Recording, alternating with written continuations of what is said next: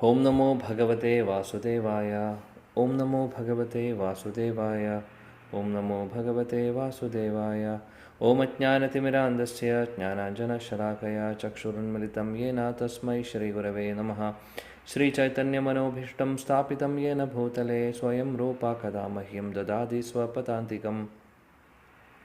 Vandeham Shri Guru Shri Yuda Padakamalam Shri Gurun Vaishnavamscha Shrirupam Sagrajatam Sahagana Raghunathanvidam Tam Sajivam Sadvaidam Savadudam Parijana Sahidam Krishna Chaitanya Devam Shri Radha Krishna Padan Sahagana Lalita Shri Vishakhamritamscha He Krishna Karuna Sindhu Dina Bandhu Jagatpade Gopesha Gopika Kanta Radha Kanta Namostude तप्त कांचन गौरांगी राधे वृंदावनेश्वरी वृषभानुसुते देवी प्रणमामि हरिप्रिये वंशाकल्पतरुभ्यश्च कृपा सिन्धुभ्येव च पतितानां पावनेभ्यो वैष्णवेभ्यो नमो नमः।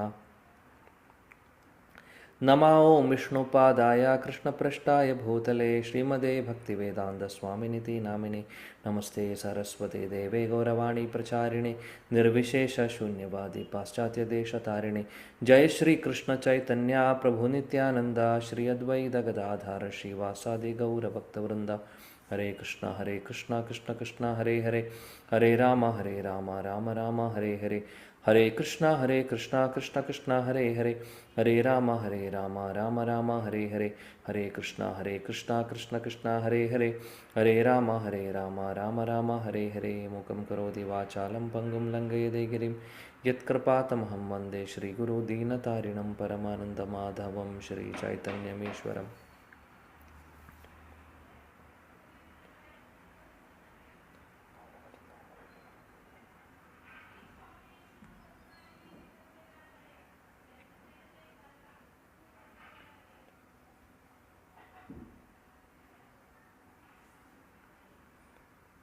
Hare Krishna.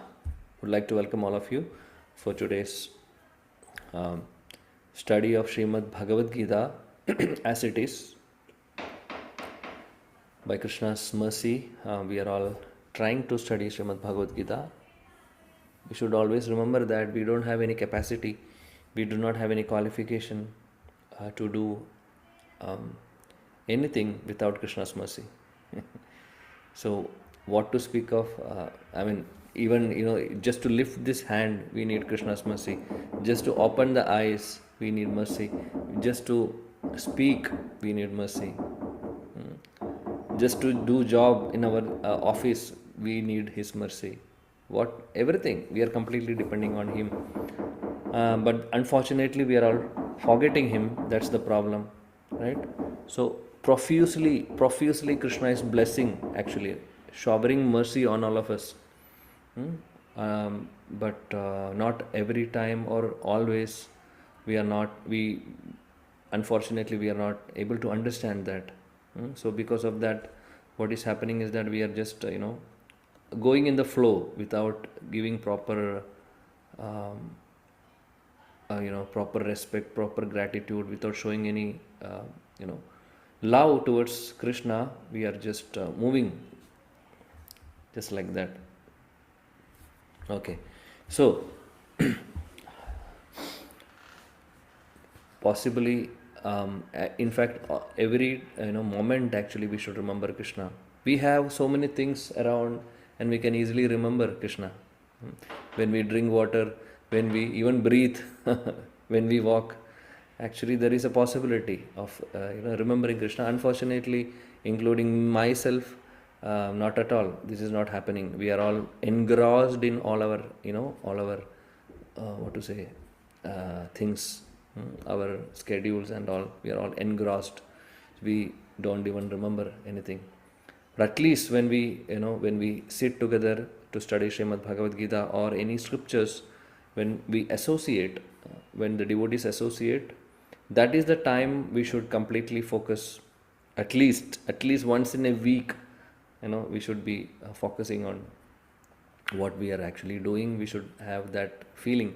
It's not that we are doing multitasks and we are not able to properly understand or sit in the session and not paying attention. Okay, we have 24 hours in a day, right? We have 24 hours in a day.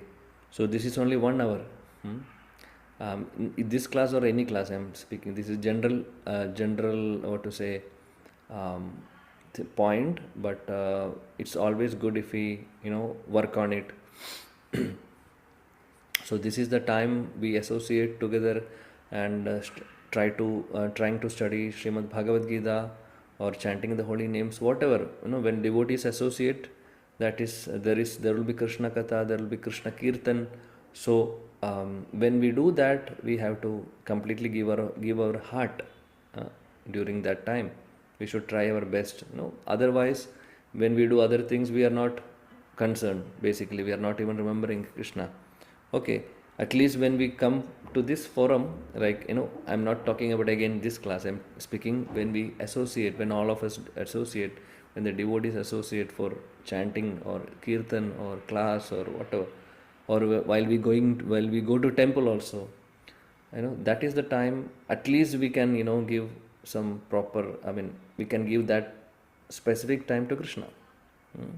Without any other thoughts or without any other disturbances, no mobile phones, no other distractions which is keeping us away from Krishna, which is actually for which is actually making us forget Krishna, like watching TV and sitting and chanting the holy names. Sitting in front of the TV, in one hand there is a remote control, on the right hand there is Japamala. What is the purpose? That's not the right way to do, right? Similarly, when we hear class, when we are sitting in the class, we should be interacting with each other. When we, if we can read the verse, if we can, contribute something, ask questions. This is what the best way to, then only actual effect will come. Otherwise, things will be very slow. Of course, even if you don't pay attention also, Krishna will give us mercy, because we are at least we are at least dedicating this 1 hour or any time for Krishna's to speak or hear about Krishna or speak about Krishna or glorify Krishna.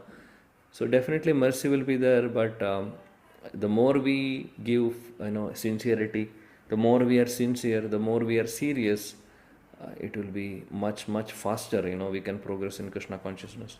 So keeping that in mind, and also paying our gratitude to the lotus feet of all our acharyas, and especially our Patita Pavan Srila Prabhupada, who is actually helping all of us to understand the purpose of human form, human life. So let us pay obeisances unto him and all the acharyas. And yesterday was a very very auspicious day. We can say the most auspicious day in the entire calendar of the year. It was the appearance of Sri Chaitanya Mahaprabhu. I believe last class we have touched upon that a little bit about Mahaprabhu. So Sri Chaitanya Mahaprabhu is none other than Lord Krishna, who had come in the Yuga, Kali Yuga, in this Yuga basically, just 500 years before. And he came in the mood of a devotee. He did not come in the mood of of God or Bhagavan. When Krishna came, that was, his mood was different. But because in Vrindavan only Krishna is treated as a cowherd boy, or the son of Mother Yashoda, or friend of his Sakha, or lover of gopis. That is only in Vrindavan. When you go outside, in Mathura or Hastinapur or even Dwaraka, we can see that everybody was worshipping him, of course, like a king, or they were also knowing that he is a supreme lord. So that respect was being given to him. Vrindavan, it's a different story altogether. But when Mahaprabhu came, Chaitanya Mahaprabhu came, it was not at all like that. Everywhere, where he was here only for 48 years, 48 years, and his during that time he was completely behaving like a devotee. Only in 1 or 2 instances in the whole 48 years he had displayed Bhagavan Bhav actually. So always he was in the mode of a devotee. So he is teaching us how a devotee should be. He was actually showing us how a devotee should practice Krishna consciousness. So through his life, being Bhagavan, taking the position of a devotee. So that's the mode of Mahaprabhu. So today, yesterday was his appearance day, like we celebrate Krishna Janmashtami, which is the appearance of Lord Krishna. Yesterday was the appearance day Tithi of Shri Chaitanya Mahaprabhu. So we had a grand celebration. We had a good celebration yesterday in many places in different devotee houses. And tomorrow is going to be a grand celebration for Abu Dhabi. So that is going to happen in Musafa. So anyone of you are available, please, it's my humble request and open invitation to everybody. Please join us for the celebration. There will be so many programs, and there will be drama, and there is a very special guest. If I tell that, you will definitely come. If all of you, if somebody is following ISKCON, you will know. There are some two special guests coming. So to see them, to pay obeisances to them will be so much blessing actually for us. So tomorrow, His Grace Gauranga Prabhu is coming from Mumbai. His Grace Gauranga Prabhu is the famous. We can say one of the very famous personality now in the International Society of Krishna Consciousness. Worldwide, he is known through his videos and YouTube and all the other social media. He is an IIT graduate from Mumbai IIT, and then he just worked for 1 or 2 years. I'm talking about the 50 years back. 30 years back actually, when he was in college. So then just after that he joined the temple, and he became a brahmachari, and now he is brahmachari since long time. Many years. So he is one of the leading now in the youth, in the we can say the second generation of Srila Prabhupada's family. So first generation, after Prabhupada there are so many disciples of Srila Prabhupada, and that's the first level. So many are still in the planet. So many have already gone back to the spiritual world, and this is the second generation. So in the second generation, His Grace Gauranga Prabhu is one of the leader basically. He is part of even the GBC. GBC is a governing body of ISKCON. He is part of that actually. He is a GBC member in this young age basically. So he's very powerful personality, very very skilled, talented personality. Whatever projects he has taken, he will make it successful. That is such a great personality he is. In the sense, as a devotee, of course, he is a great devotee. At the same time, management of the things also is so great. So many projects he has done, accomplished actually for this Hare Krishna movement. So many things he is doing currently, he has done before. So we can say that all leadership qualities he has. So it's all our divine, it's all our great fortune to have Prabhuji tomorrow. And one more Prabhu is also coming, His Grace Damodar Prabhu. He is also very known teacher of Shastras, Bhakti Shastri, Bhakti Vaibhava and all. He will be also coming and blessing all of us by tomorrow during the program. And there will be so many other cultural programs as well. Okay? And Kirtan, Abhishekam. So please, all of you, please join tomorrow. So let's continue our discussion of the study of Sri Bhagavad Gita. So we were left, last class we did an introduction. I'm sorry I actually could not upload the last class in the YouTube because of some other busy schedule. I'm sorry, last week was quite busy. So probably I will upload today evening. Okay, so we were promised, we were discussing in the class last week that we will begin the Srimad Bhagavad Gita, right? We will begin Srimad Bhagavad Gita today. So we will be now going through chapter 1. So each and every verse and translation and purport we are going to read. Okay, that is the best way of studying any scriptures, going very deeply, reading each and every sentence, understanding it and moving forward, and that will help us. That when we go, it might be taking more time. We can do 18 days. You would have seen that 18 days Gita course. So in the 18 days, it is just like, it's we are flying above the Bhagavad Gita. We are not even just sometimes touching it and going, touching and going. That's all. But we are not going into. We are not diving deep actually. So it's not that. It's not just touching the surface of the ocean. We have to go deep. Then only we will get gems and jewels and pearls, right? And you will not be able to find pearls on the which is pearls or jewels floating on the top of any sea or ocean. But if you go deeper into the ocean, we will be able to get, you would have heard that pearls and oysters, pearls and so many valuable jewels are there in the ocean, actually ocean bed. So that we will get only when we deep dive. So likewise, we have to dive deep into the shastras. Then we will be able to understand so many things that will transform our life. It is not just completing Bhagavad Gita as early as possible. That should not be our agenda. Our agenda should be, even if we are going slow, even if we are studying only 1 or 2 verses a day, but that should from that particular verse and purport, we should get some life lessons. We should get some pick some important lessons which we can follow in our life. Then that will transform, not just finishing something and doing something for the namesake. That's not the idea. That's not the ideal way actually. So that's one way. It's good. If we do that, we will get an overall picture, but diving deep also is important. So we need some time for that, right?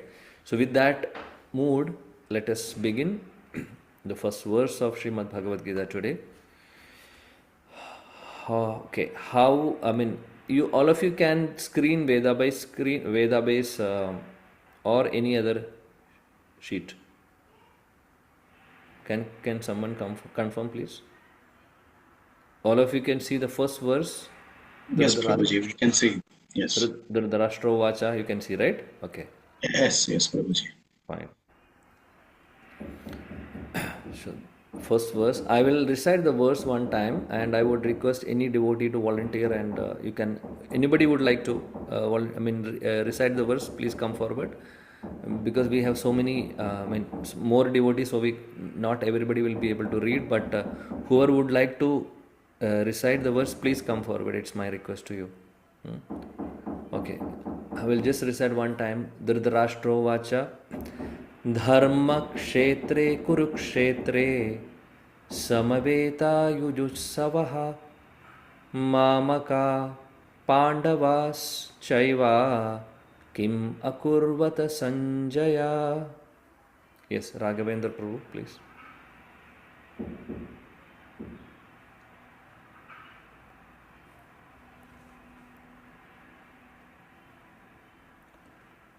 Are you able to unmute, Prabhu, or you are not able to unmute? Speaking, I am audible, Prabhu? Yes, now yes. Okay. Hare Krishna, Prabhuji. All glories to Srila Prabhupada. Dhṛtarāṣṭra vacha dharma kshetre kurukshetre samveta yuyutsava mamakaha pandavaschaiva kim akurvata sanjaya. Thank you. Anybody would like to recite? Anyone else, please? If you would like to recite, please unmute the mic and Hare Krishna, Krishna Krishna, Hare Hare, Hare Ram, Ram Ram, Hare Hare. Okay, no problem. So translation also, can someone read, please? Hare Krishna, Prabhu. Yes. Dhṛtarāṣṭra said, O Sanjaya, after my sons and the sons of Pandu assembled in the place of pilgrimage, at Kurukshetra, deciding to fight. What did they do? Okay, thank you. I will read the purport myself and explain. Okay. So here we know that, so we should remember one thing. Last class we discussed two class before we discussed the setting the scene, what is actually happening in Kurukshetra, Kurukshetra, right? And now we have just started the first verse. So background is that Dhṛtarāṣṭra was blind from birth. And but one more thing is that he was blind from the birth physically, uh, but also he was blind in his heart also. Because he was not having spiritual vision. So he was spiritually blind also, physically blind, also spiritually blind. And all his sons, 100 sons, headed by Duryodhana, were also blind in the matter of religion. We are talking about not physical blindness. Of course, Dhṛtarāṣṭra was physically blind, but his sons were not physically blind, but they were blind in the matter of religion. They were blind in the matter of, we can say, spiritual vision was not there properly. But on the contrary, if you see Pandavas on the other side, they were all sons of Pandu, and Pandu is Dhṛtarāṣṭra's brother. And what about Pandavas? Pandavas were virtuous and they were devotees actually. They were devotees of Krishna, they were devotees of Vishnu, and they were not blind in the matter of religion. They were very much aware of the religion, and they were very much aware of the dharma. So they were virtuous, all the sons of Pandavas. And we know what is happening. There is a fight. Actually Pandu's sons Pandavas also are eligible to have the kingdom, but our Duryodhana and his brothers and also Dhṛtarāṣṭra, they did not want to give anything, even a small portion of land, to just, not what to say portion, a small,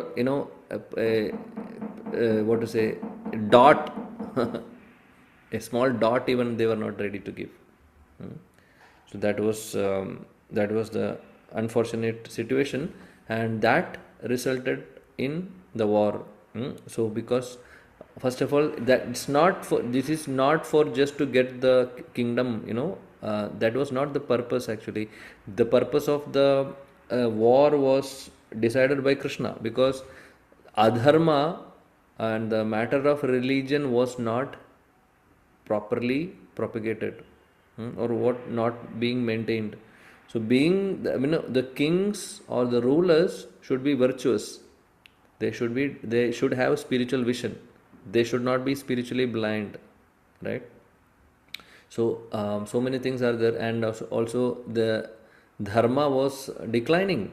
So to re-establish that, Krishna wanted Pandavas to take care of, take over the kingdom, and that was the reason. That was the decision of Krishna basically. And of course, that because Krishna is maintaining this world, so he has the right to maintain this world, right? So he is actually maintaining this world properly. So whenever there is a decline in the religious principles, he steps in. He steps in and take the right decision, and he will somehow bring the dharma back. So that is Krishna's duty. As he is the Supreme Lord, he is doing that basically. So here it was required. So the war was inevitable. And Dhṛtarāṣṭra was not in the war field, but Sanjaya was his servant, and Sanjaya was the disciple of Vyasadeva. And because of the mercy of Vyasadeva, Sanjaya, who was sitting in the palace of Dhṛtarāṣṭra, was able to vision what was happening in the Kurukshetra, war field. So now Dhṛtarāṣṭra is speaking to Sanjaya. They are not in the battlefield, but Dhṛtarāṣṭra is asking Sanjaya what is actually happening in the battlefield. So Sanjaya will be answering in the coming verse. So why he is asking to Sanjaya? Because Sanjaya was with him, because he is the servant. And he also knew that, Dhṛtarāṣṭra knew that Vyasadeva's mercy is there on Sanjaya. Because of him, because of that, even though he is not present in the battlefield, he is able to envision or see that sitting in the palace. So here he's asking, Dhṛtarāṣṭra is asking, after my sons, Mamaka means my sons, and sons of Pandu, Pandava. So after my sons and the sons of Pandu, means the Pandavas, assembled in the holy place of pilgrimage, Dharmakshetra. So Dharmakshetra, Kurukshetra Bhumi is now is called as Dharmakshetra, means the holy place of pilgrimage. So the significance of Kurukshetra we will be knowing it more in more details in the purport. And Dhṛtarāṣṭra is asking what did they do after assembling in the battlefield, after assembling in the holy place of pilgrimage Dharmakshetra, which is Kurukshetra, and all of them are desiring to fight. What did they do? So basically Dhṛtarāṣṭra is asking what is happening in the battlefield. So if you go to when we read the purport, it's quite little long, but worth, we need to read and we can read and explain.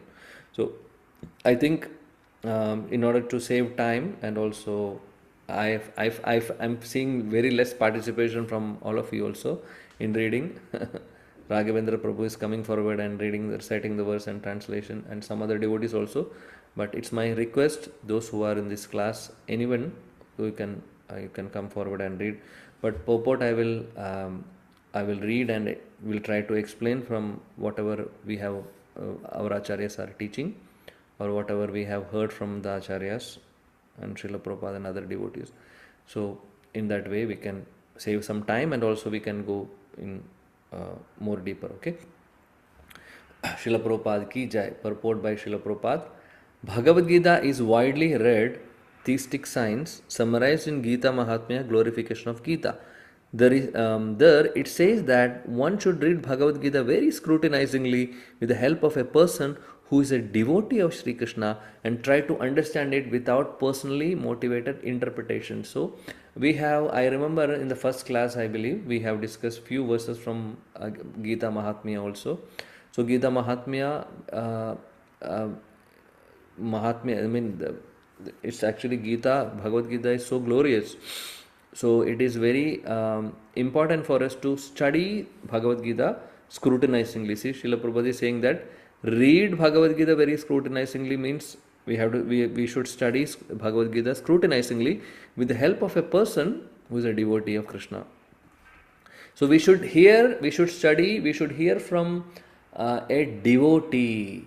It's not, the reason is that there are so many commentaries for Bhagavad Gita which is available in the market. Actually there are so many commentaries are available, and but unfortunately what is that not everybody who has written the commentary for Bhagavad Gita they are not actually practicing devotees.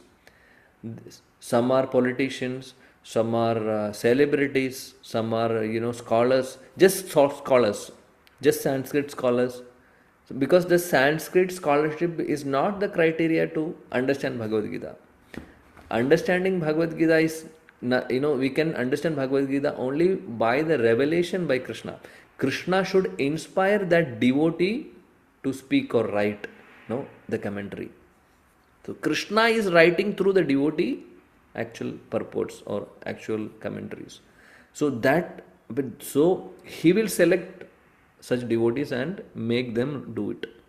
But otherwise, it is on our own personal, interpretations will be more prominent in the commentary or purports. So that is why we may get distracted, we may get deviated from the actual point. From the actual philosophy, there would be deviations. So it is very, very important for all of us when we study something, scriptures, or when we hear from somebody, all of us should make sure that we are hearing from the right source. The source is very, very important. Very, very important. Otherwise, we may get misdirected. We even don't understand it that we are getting misdirected. That's the problem actually. So we are fortunate now because Srila Prabhupada, he is a pure devotee. Why he is a pure devotee? How we can say? It is very evident. Of course, he is when he see he's from the childhood, he is like that, and so many things are there. We can say, we can speak, for long basically. But also one assurance we can, and one important point we can understand from Prabhupada, Srila Prabhupada purport is that wherever you take any purport of Srimad Bhagavad Gita or Bhagavatam or any other Chaitanya Charitamrita or any other books written by Srila Prabhupada, his only purpose is to make us understand the importance of human form, and also self-realization is the most important thing we should do, and also he is actually taking us closer to Krishna. So he is basically revealing the fact that bhakti or devotional service is the only way to get Krishna. And how we can perform devotional service, how we can do bhakti, that he is teaching us. So there is no other hidden motivational or hidden agenda behind his purports. That is very clear. So nowhere it is stating that we can go to heavenly planets and enjoy our senses. Nowhere it is stating. He is actually from the first purport onwards to the last purport, he is actually inspiring all of us to take bhakti more seriously and become devotees of Krishna, and then go to the spiritual world, not any other planets. Go to the spiritual world and serve Krishna eternally. That is the purpose of human form. So he is helping us. So further Srila Prabhupada says, so we should hear from a devotee basically. So the example of clear understanding there in Bhagavad Gita itself, in the way the teaching is understood by Arjun, who heard the Gita directly from the Lord. If someone is fortunate enough to understand the Bhagavad Gita in that line of disciplic succession without motivated interpretation, then he surpasses all the studies of Vedic wisdom and all scriptures of the world. One will find in Bhagavad Gita all that is contained in other scriptures, but the reader will also find things which are not to be found elsewhere. That is specific standard of the Gita. It is perfect theistic science because it is directly spoken by the Supreme Personality of Godhead, Sri Krishna. So very importantly, he is saying that Krishna is teaching Arjuna through Bhagavad Gita. These are Krishna's words. And Arjuna, if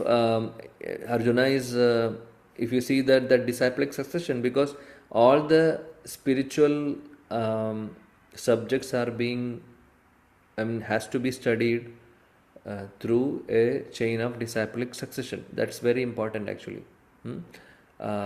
Because our acharyas, Krishna has taught Brahmaji, Krishna has taught Arjun now. So Arjun, following the footsteps of Arjun, we have to study Bhagavad Gita. That is the point. So it's a line of disciplic succession. It's not that one person is inventing something new. It is coming directly from the Supreme Lord Krishna, is giving to his devotees, and his devotee will give to other devotees, and he will give to next person. It comes like that in a line. So that is called as line of disciplic succession. And there is no motivated interpretation actually. Everything what actually Krishna wanted to convey is being conveyed through the disciplic succession. All the acharyas coming in that line are actually speaking the same words what Krishna has spoken to Arjun or Krishna has spoken to Lord Brahma. So like that. So that is the chain of disciplic succession. Yeah. And it is the perfect theistic science. Why? Because it's directly spoken by Krishna. Nobody else. Krishna himself is speaking Sri Bhagavad Gita. Right? So the topics discussed by Dhṛtarāṣṭra and Sanjaya, as described in Mahabharata, form the basic principle for this great philosophy. It is understood that this philosophy evolved on the battle of Kurukshetra, which is a sacred place of pilgrimage from the immemorial time of Vedic age. It was spoken by Lord when he was present personally on the planet for the guidance of the mankind. So very importantly, we know that Bhagavad Gita is part of Mahabharata, which is written by Srila Vyasadeva, and and this battle is happening. This Bhagavad Gita was spoken where actually? It is spoken in the battlefield, not anywhere else. The battlefield of Kurukshetra, and Kurukshetra is Dharma Kshetra, right? So that's a sacred place of pilgrimage. Kurukshetra is a very spiritually potent place. And Krishna selected Bhagavad Gita to be spoken on that particular place. And even the war also happened. Because this war was not ordinary war between India and Pakistan, or any war between any neighboring countries. No. Right? So this is Dharma Yuddha. Dharma Yuddha means to establish Dharma. There should be fight, because we have to remove all the adharmis. That is the nature of the world. I mean, nature, law of nature, basically. So Krishna will do that. Krishna will facilitate that. And this Bhagavad Gita was spoken by Lord Himself when he was in Dwapara Yuga, 5,000 years before, on this planet, for the guidance of the mankind. So for all of us, each one of us, Krishna spoke Bhagavad Gita. Actually, not for Arjuna. Basically, Arjuna is a pure devotee. He is actually in the spiritual world with Krishna. He came with Krishna to help all of us, basically. But when he was performing that, taking that role, it doesn't mean that he was doing a drama there. So whenever any devotees comes along with Krishna here, when Krishna brings them here, Krishna will put a curtain in front of them. That because of that Yogamaya curtain, or internal potency of Krishna, that curtain, nobody will understand what is happening. They forget their actual actual position, or what to say, actual bhava in the spiritual world, because Krishna's Yogamaya curtain is there. So because of that, because then only the pastime will actually happen. Otherwise, it will be like kind of a drama. So, but these are not dramas; these are actual things. But at the same time, we should understand Krishna to teach all of us, to guide all of us. He will enact so many pastimes, and during that time, he can select the devotees who are also taking part in that pastimes. That is Krishna's selection. So here Arjuna is being selected for all of us, basically. So through Arjuna, Krishna is teaching all of us. That's the point. Through Arjuna, Krishna is making Arjuna just an instrument, and the teachings are for each one of us, basically. So the word Dharma Kshetra, place where religious rituals are performed, is very significant, because on the battlefield of Kurukshetra, the Supreme Personality of Godhead was present on the side of Arjuna. So, one is that Dharma Kshetra has a meaning that it's a place of pilgrimage. It's a very spiritually potent place. And not only that, this place, this current context wherein all of them have assembled in the battlefield, Krishna himself, who is the Supreme Lord, Supreme Personality of Godhead, he is present in the battlefield. So how much potency that place will have, right? Dhṛtarāṣṭra, the father of Kurus, was highly doubtful about the possibility of his son's ultimate victory. In his doubt, he inquired from his secretary Sanjaya, what did they do? So Dhṛtarāṣṭra was doubtful because Dhṛtarāṣṭra was not virtuous, true. At the same time, Dhṛtarāṣṭra knew that Pandavas were virtuous, and Dhṛtarāṣṭra knew that Krishna is with Pandavas, and Dhṛtarāṣṭra knew that if Krishna is there with Pandavas, then the chance of winning the war will be more with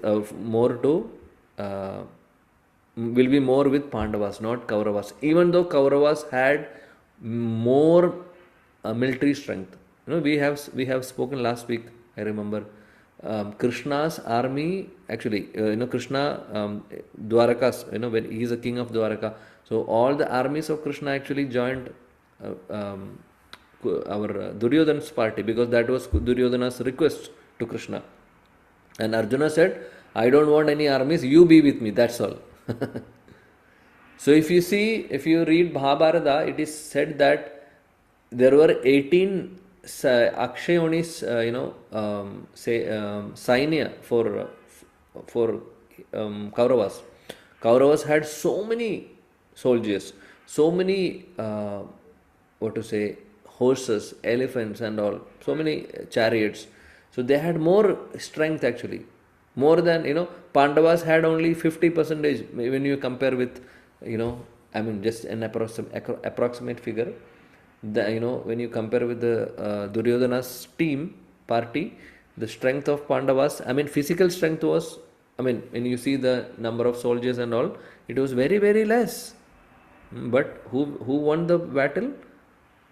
Pandavas. Why? Because Krishna was present. So already Dhṛtarāṣṭra had this doubt. Possibility of victory is a doubt. That is why he is asking to Sanjaya, what is actually happening there? What did they do? All these people, when they assembled, Kauravas and Pandavas, what did they do? He was confident that both the sons and the sons of his younger brother Pandu were assembled in the battlefield of Kurukshetra for a determined engagement of the war.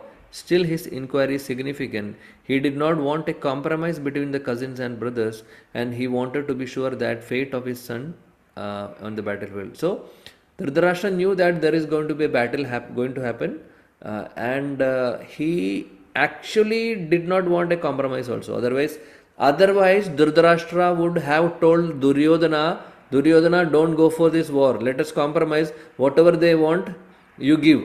Or otherwise, at least something you give to them. We don't have to fight. He did not say that. He actually encouraged. He encouraged Duryodhana. He encouraged. So, he was not ready to compromise. Who? Dhṛtarāṣṭra. But even though he did like that, he was doubtful because he knew that Krishna is with Pandavas. One thing. Second thing is that Dhṛtarāṣṭra knew that this war is going to happen in the battlefield of Kurukshetra. Kurukshetra is a dharma kshetra, or it's a place of pilgrimage, or a place which is having spiritual potency. So Dhṛtarāṣṭra knew that Pandavas are virtuous, my sons are not virtuous. So these doubts were there always with Dhṛtarāṣṭra. That is why he is inquiring to Sanjaya, what is happening there? So he did not want to compromise on the war at the same time. Because the battle was arranged to be fought at Kurukshetra, which is mentioned elsewhere in the Vedas as the place of worship. See, so Kurukshetra is a very, very potent place. Still also many devotees visit Kurukshetra, very beautiful place. Maybe some of you have already gone there also. So very, spiritually potent place. It's a place of worship as per the Vedas. Even for the denizens of heaven, means the demigods, they also consider the Kurukshetra to be a divine place, or we can say a place of worship.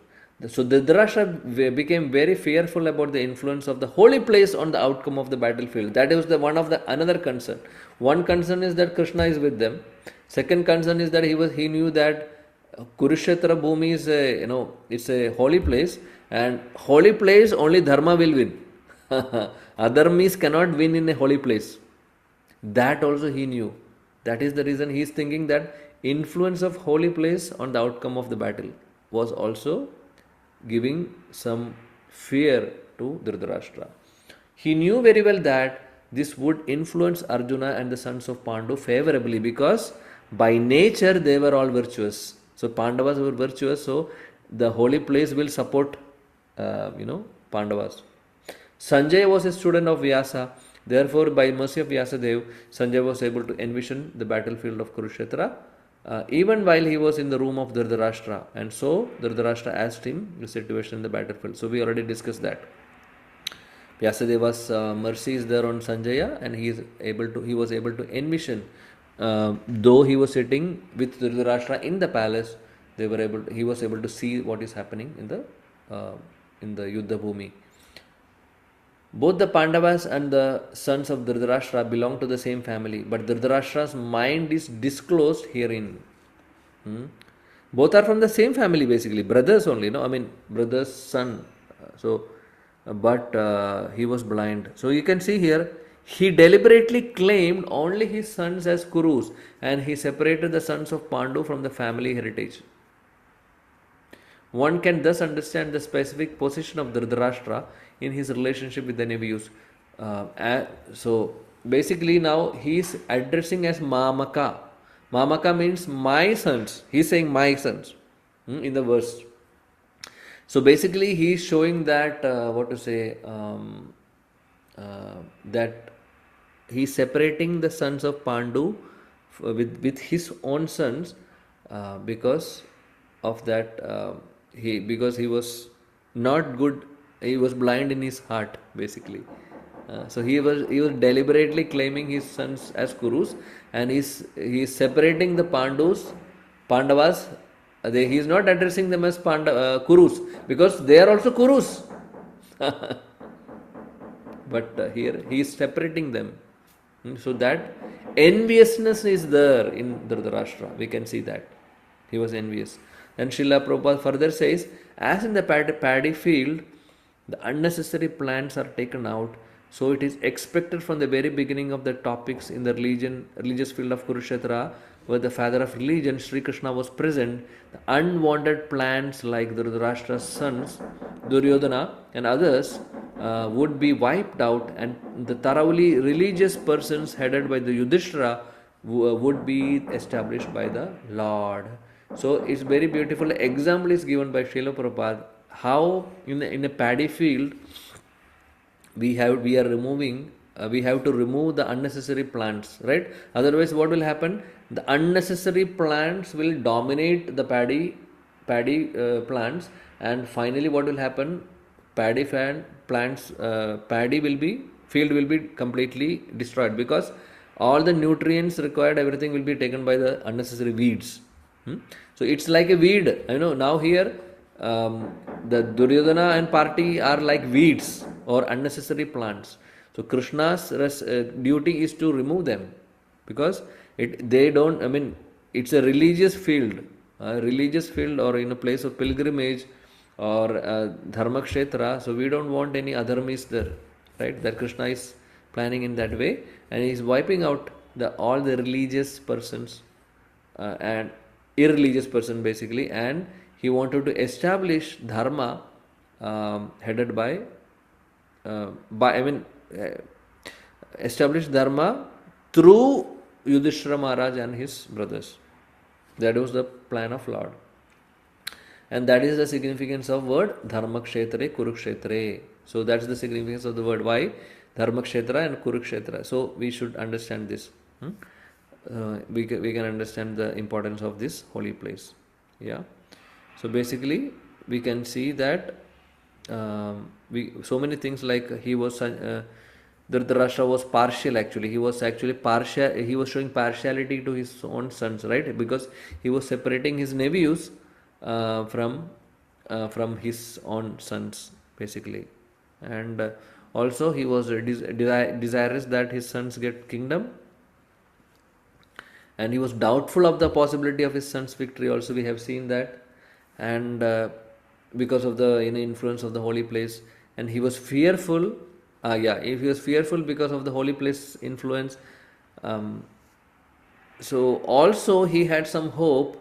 Our Acharya says Dhṛtarāṣṭra had a hope that maybe Pandavas, they are good people, so because of that they may not fight, and they will go there, they will renounce the world, or they will just go away from the battlefield without fighting.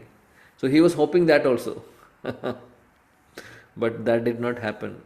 Krishna's plan was something different. So he was just actually doing the Chedo Darpana Marjanam. He was just removing the unwanted weeds from the field, right? That was Krishna's plan. So now let's see what is going to happen next in the next verse. The rest of the chapter is Sanjaya's description actually.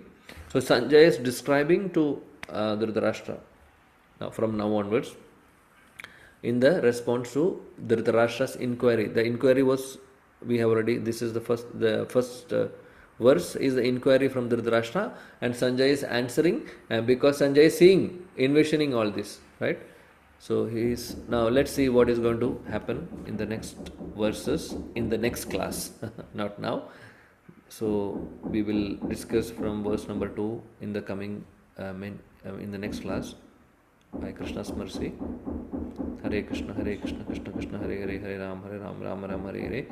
Vanchakalpatarubhyascha kripa sindhubhyevacha paddanam pavanebhyo vaishnavebhyo namo namo. Srila Prabhupada ki jai. Bhagavad Gita as it is ki jai. Thank you.